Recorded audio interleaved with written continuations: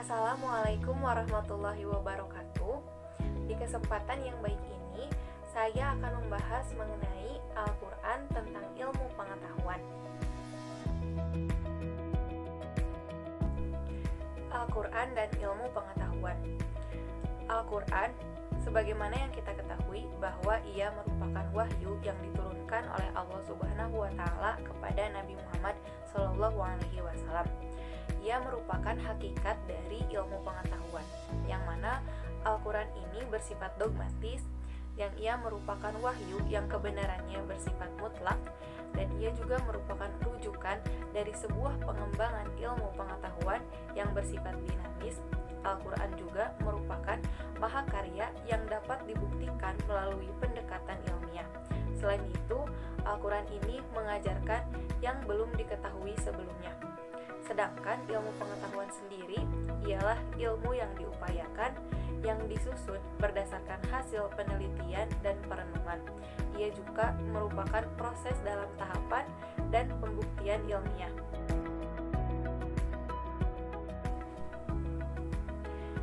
Cara untuk memperoleh ilmu pengetahuan ialah dengan memanfaatkan kemampuan ataupun potensi yang kita miliki yang diberikan Allah Subhanahu wa Ta'ala kepada manusia, sebagaimana yang terdapat dalam Quran surat An-Nahl ayat 78, yaitu dengan pendengaran, penglihatan, dan juga dengan hati.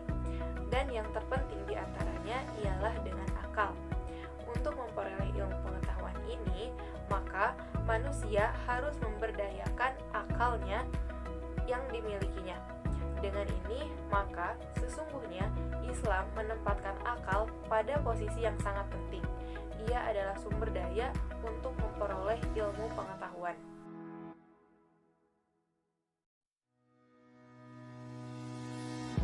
Perintah untuk memperoleh ilmu pengetahuan terdapat dalam Quran surat Al-Alaq ayat 1-5, yaitu A'udzubillahi minasyaitonirrajim. Bismillahirrahmanirrahim. Iqra bismi rabbikal ladzi khalaq, khalaqal insana min 'alaq. Iqra wa rabbukal akram, alladzi 'allama bil qalam, 'allamal insana ma lam ya'lam. Quran surat Al-Alaq ayat 1-5 ini merupakan perintah yang tersirat kepada manusia untuk belajar.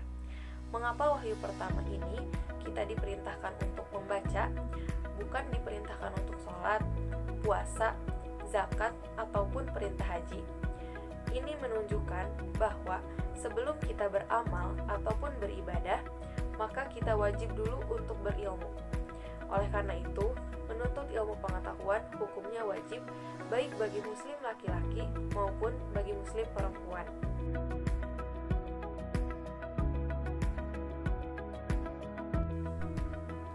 Keutamaan bagi orang yang menuntut ilmu terdapat dalam Quran surat Al-Mujadalah ayat 11, yaitu A'udzubillahi minasyaitonirrajim.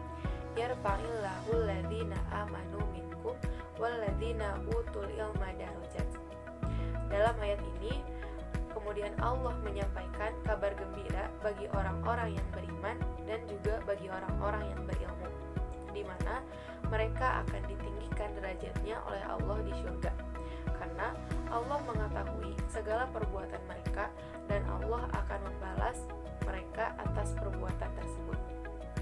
Hal ini menggambarkan bahwa ilmu itu sebagai amal atau investasi akhirat.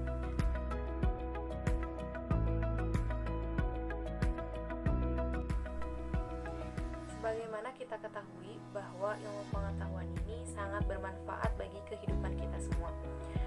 Di antaranya ialah menyadari jati diri dan memahami berbagai kebaikan, terutama dalam syariat Islam, mengetahui rahasia alam metafisik, mengetahui alam fisika, diantaranya yang diungkapkan melalui biologi, geografi, kimia, dan lain-lain. Memanfaatkan sumber daya alam dan sarana kehidupan yang lebih luas dengan mengetahui alam fisika, memahami tuntunan hidup yang lebih baik, mengatasi berbagai masalah kehidupan, memelihara perdamaian dunia, karena emosi harus diimbangi dengan fungsi rasio dan hati. Tanpa fungsi keduanya, maka emosi akan bersekongkol dengan keegoisan, sehingga hal ini dapat melahirkan hukum rimba.